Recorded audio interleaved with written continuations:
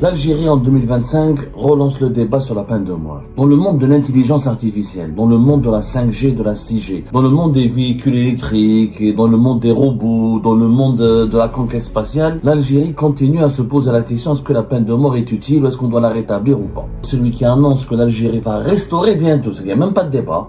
Je suis désolé, il faut retirer le mot débat. En réalité, au sein des autorités algériennes, apparemment, il y a une volonté de rétablir bientôt la peine de mort. Et c'est un magistrat qui le dit, ce n'est pas un porte-parole du président de la République, ce n'est pas un ministre. Selon le président de la cour de Bdjaïa, Mostafa Smati, la peine de mort sera bientôt rétablie contre les auteurs de crimes extrêmement dangereux, comme le kidnapping d'enfants, le trafic de stupéfiants dans les écoles. Le président de la République, Majid Tebboune, c'est lui qui s'est engagé à rétablir la peine de mort. Donc selon lui, l'Algérie va rétablir la peine de mort. C'est la démonstration que l'État est en faillite. Il y a une faillite morale. Le sens des valeurs au plus haut sommet de l'État a disparu. Ça, c'est l'effondrement moral de l'État. Nous sommes dans un État désuet, obsolète, place.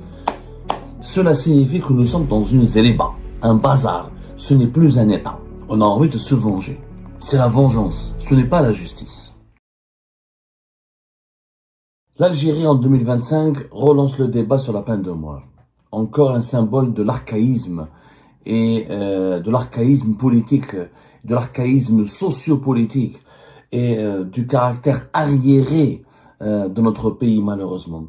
Dans le monde de l'intelligence artificielle, dans le monde de la 5G, de la 6G, dans le monde des véhicules électriques, et dans le monde des robots, dans le monde de la conquête spatiale, l'Algérie continue à se poser la question est-ce que la peine de mort est utile ou est-ce qu'on doit la rétablir ou pas. Et ce n'est pas n'importe qui vient de le dire. Hein. Celui qui a lancé le débat, celui qui annonce que l'Algérie va restaurer bientôt, c'est qu'il n'y a même pas de débat. Je suis désolé, il faut retirer le mot débat. Débat, c'est il y a des pour et des contre. En réalité, au sein des autorités algériennes, apparemment, il y a une volonté de rétablir bientôt la peine de mort.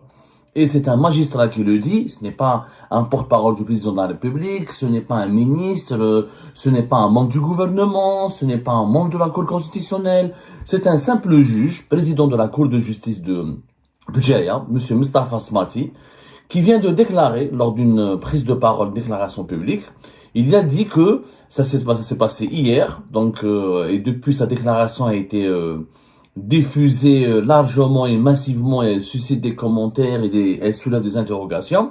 Selon le président de la Cour de Bdjaïa, Mostafa Smati, la peine de mort sera bientôt rétablie contre les auteurs de crimes extrêmement dangereux, comme le kidnapping d'enfants, le trafic de stupéfiants dans les écoles.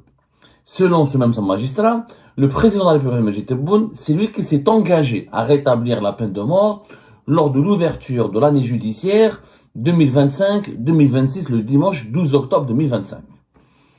Voilà, donc nous avons monsieur le président de la Cour de justice de Bdjaïa, qui déclare lui-même, à la place du président, à la place de tout le monde, il a fait cette déclaration hier lundi, le 20 octobre, nous sommes aujourd'hui le 21 octobre 2025, donc selon lui, l'Algérie va rétablir la peine de mort.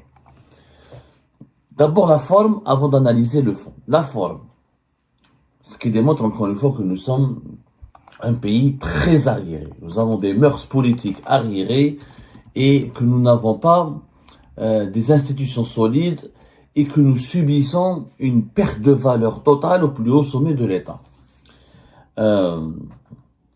C'est un président de la Cour de justice. Celui qui est habilité normalement à faire une telle déclaration, à faire une telle annonce et à expliquer une telle annonce, normalement c'est le ministre de la Justice. Le garde des Sceaux, c'est le ministre de la Justice. C'est lui qui est chargé de la gestion du service de la justice. Monsieur Mostafa Smati, président de la Cour de Bdjaïa, depuis juillet 2025 uniquement, auparavant il était à la Cour de justice de Ghardaya, il n'est responsable que de ce qui se passe dans sa circonscription, que dans ce qui se passe dans sa région. Ça s'appelle la Cour de justice de Bdjaïa.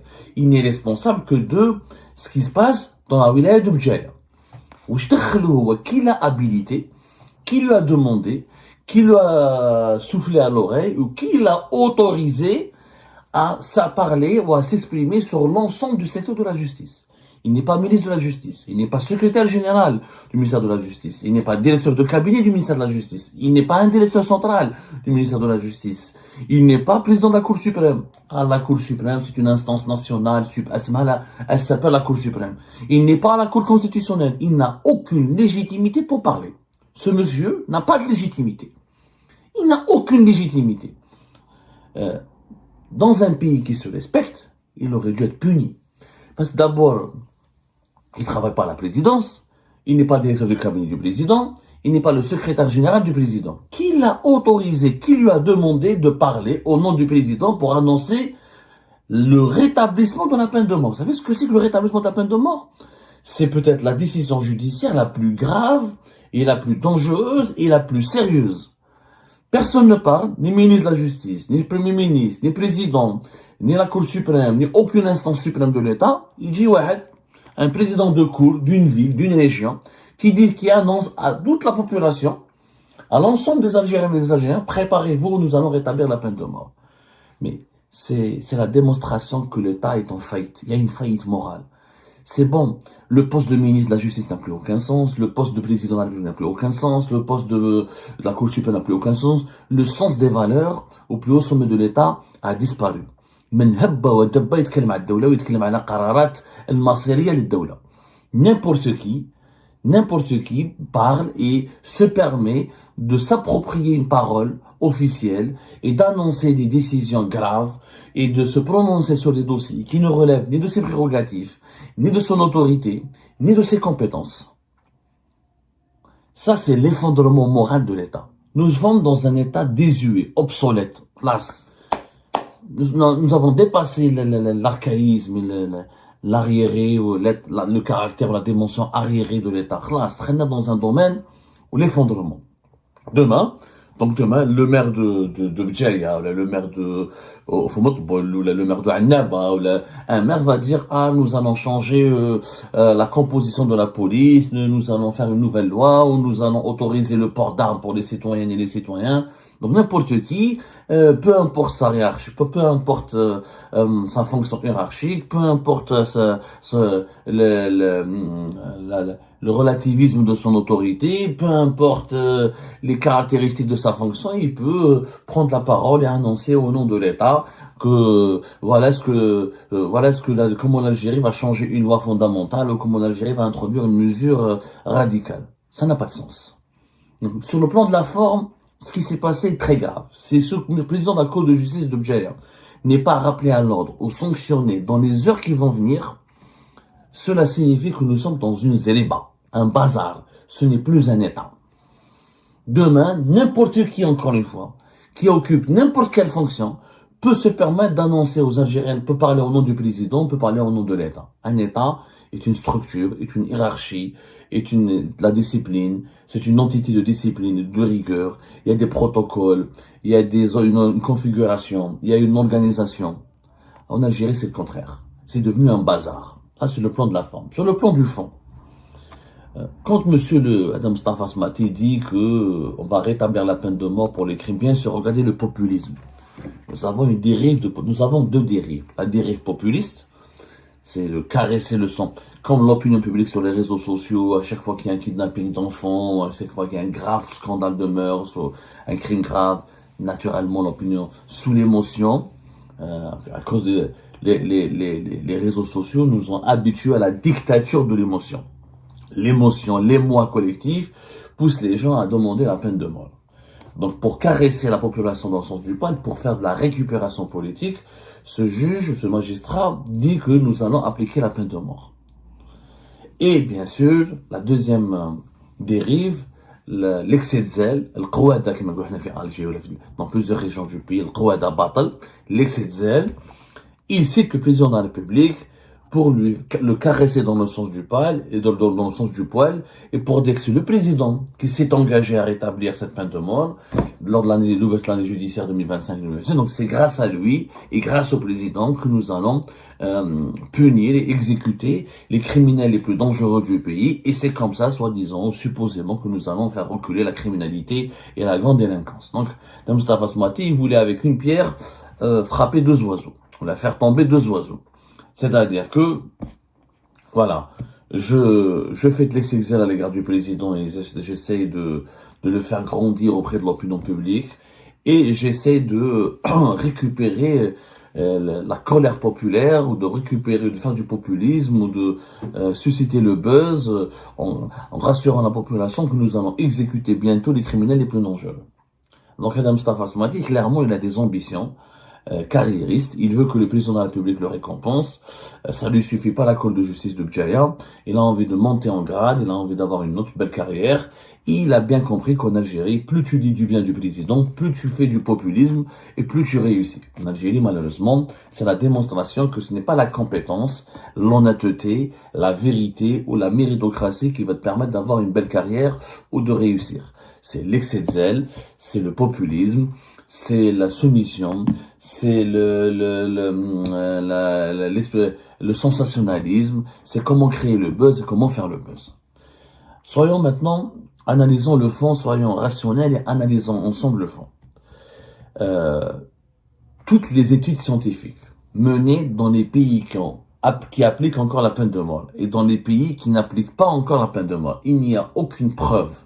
Il n'y a aucune corrélation, ni aucune preuve scientifique, aucune corrélation entre le recul de la criminalité et l'application de la peine de mort.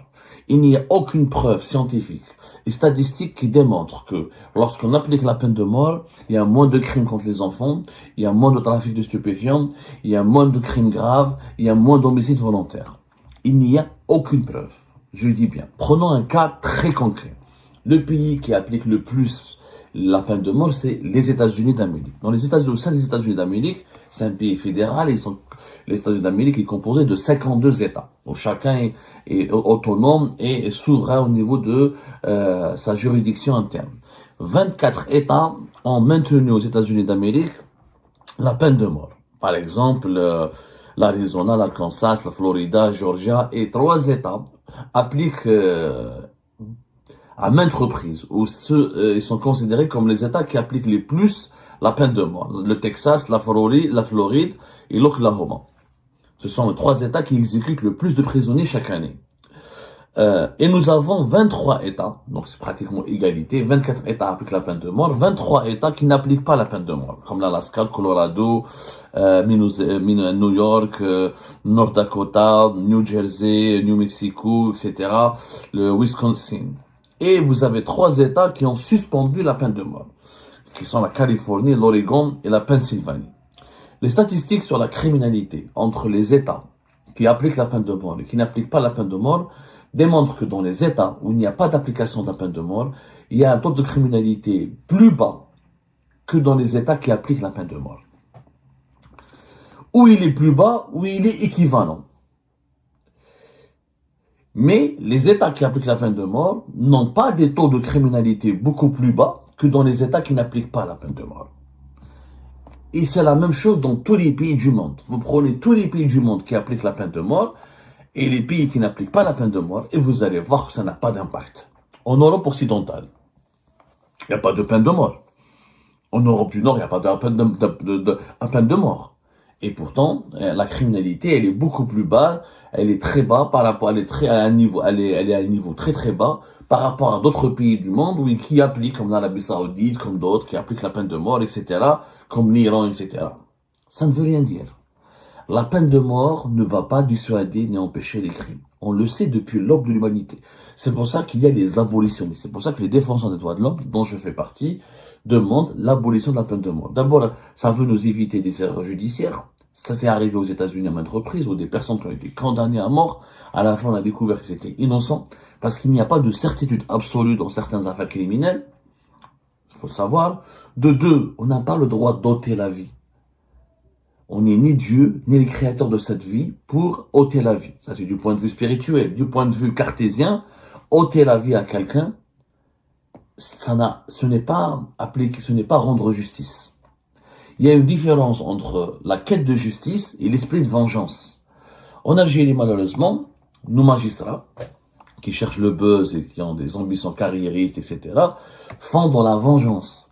Comme la population, ils cultivent l'esprit de vengeance de la population. Ils arrosent l'esprit de vengeance de la population. Quand il y a un crime grave, ça peut se comprendre. Moi-même, je suis un père de famille, par exemple. Quand je vois un cas de pédophilie suivi de meurtre, de torture, sur le coup, Sur le coup, on est tous choqués, on est tous bouleversés. C'est humain. On a envie de se venger.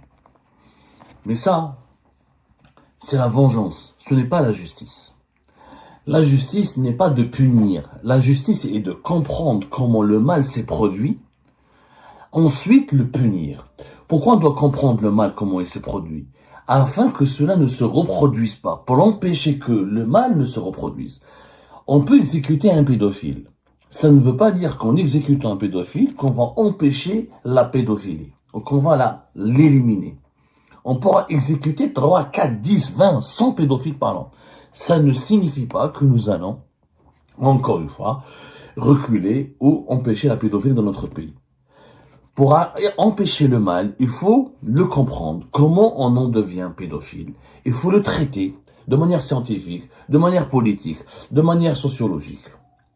Et la peine de mort n'apporte pas de solution. La peine de mort n'apporte pas de solution. Donc, encore une fois, c'est un débat archaïque. Les scientifiques, les pays civilisés, ils ont dépassé ce débat depuis longtemps. Les pays archaïques, les pays arriérés, où il y a la dictature de l'émotion, parce que qu'est-ce que c'est qu'être civilisé? C'est de maîtriser ses émotions et d'utiliser sa raison. C'est ça quand on est civilisé, c'est quand la raison prime sur l'émotion.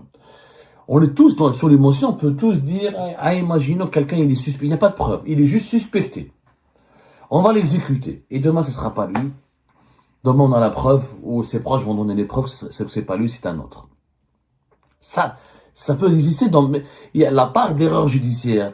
C'est pas évident en Algérie, on se contrefiche de cette dimension. Parce qu'en Algérie, la justice, elle est expéditive. On fait pas d'enquête, on cherche pas des preuves. Allez, 2-3 témoignages, 2-3 messages sur Facebook. Allez, tu es condamné, 40 ans, 50, 50 ans, 30 ans, condamné à mort.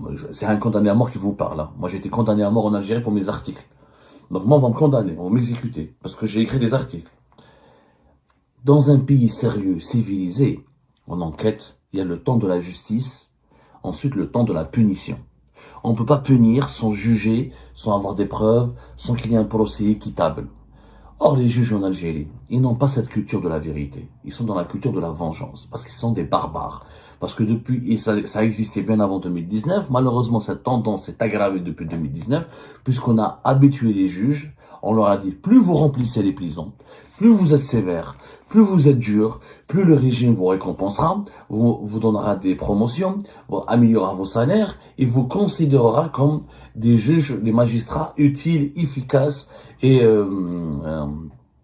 sur lesquels il pourra s'appuyer pour gérer la sécurité nationale et l'ordre public. Or, ce n'est pas en remplissant les prisons, en condamnant à la chaîne qu'on garantit la sécurité. En Algérie, les prisons sont saturées, sont remplies à ras-bord. Est-ce qu'on a fait reculer la criminalité? Regardez comment la criminalité elle a explosé en Algérie. Et pourtant, en Algérie, pour quelqu'un qui stocke de la pomme de terre, il est condamné à 15 ans de prison. Pour stocker ou pour cacher de la tomate, on prend 20 ans. Pour un joint de cannabis, on peut prendre 10 ans. Les peines de prison en Algérie sont astronomiques. On a plus de 130 000, presque 140 000 prisonniers en Algérie, pour un pays de même pas 50 millions d'habitants. Et ça, nous avons sorti des chiffres. Est-ce que pour autant, la criminalité elle a reculé en Algérie? Pas du tout. Au contraire, elle est en train d'exploser. Vous allez dans d'autres pays européens, comme la Suisse, comme les grands pays européens, dans les pays occidentaux, dans certains pays comme à Singapour, comme la Corée du Sud, ou comme le Japon, vous allez voir qu'ils n'ont pas autant de prisonniers que nous, et que la justice chez eux n'est pas aussi expéditive ni punitive, et pourtant il n'y a pas autant de criminalité. Est-ce que ça veut dire quoi? Ça veut dire que là, ce n'est pas ce qui est dissuasif, ce n'est pas la dureté de la peine, ni la brutalité de la peine. C'est les conditions de vie et c'est les conditions de réinsertion des détenus et comment on peut empêcher que le crime ne se produise. C'est ça les sociétés. Les sociétés civilisées empêchent le crime de se produire. Les sociétés archaïques et fanatiques et barbares, désolé pour le terme, ce sont des sociétés qui génèrent le crime. Par la misère sociale, par les fléaux sociaux, par la pauvreté, par la précarité, par les inégalités, etc. Et les prisons ou la peine de mort ne régleront pas le problème. Et ben c'est la fin de cette vidéo les amis, je vous remercie comme d'habitude pour avoir suivi jusqu'à la fin. N'oubliez pas de nous laisser vos commentaires et vos réactions sur la vidéo et de vous abonner à la chaîne si vous n'êtes pas encore abonné. Et merci aussi pour vos commentaires et vos discussions très animées dans la section des commentaires. Donc, vous n'oubliez jamais de décortiquer bien un sujet sur tous les points qui ont été abordés dans la vidéo et ça fait vraiment plaisir moi-même je ne fais pas de commentaires, je m'appuie sur vous pour que vous puissiez bien expliquer les choses et en faire des discussions civilisées dans tout le respect possible. Donc voilà, merci beaucoup et à la prochaine dans une nouvelle vidéo. Au revoir.